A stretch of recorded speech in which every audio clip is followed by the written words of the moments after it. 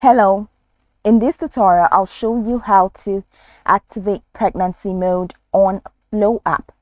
So the first thing I'd like you to do is to open your Flo application, which of course I have done right here. Just launch the application itself and it's going to take you right into this fantastic window where you can now explore a lot of features to have an exciting time. Now, where can you find the Flo app? You can find it on Google Play Store or Apple Store, depending on the device that you have. So just head over to those applications in the search bar, type Flo app and follow through with the on-screen instructions to download the app. So once you do that and you create an account, just follow the on-screen prompts to create an account.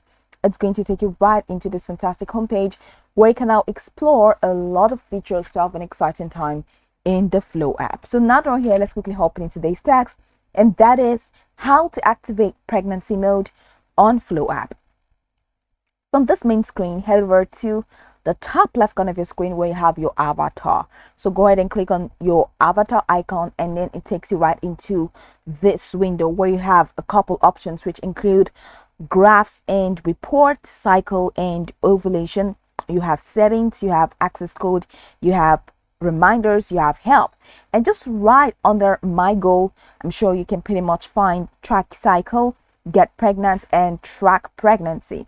So for you to activate the pregnancy mode, go ahead and click on track pregnancy, and it takes you right into this window where you're gonna have to log pregnancy. Just see countdown to the birth of your baby, get daily health insights and information on your baby's development, track weight, nutrition, and other lifestyle parameters. So go ahead and click on log pregnancy. It says if you activate the pregnancy mode, a countdown to the birth of your baby will be shown instead of your cycle predictions. Activate, go ahead and click on activate. And over here, you're gonna have to select your pregnancy week. So how many months are you in, depending on what you are in? Let's say 7 months down. Go ahead and click on activate pregnancy mode.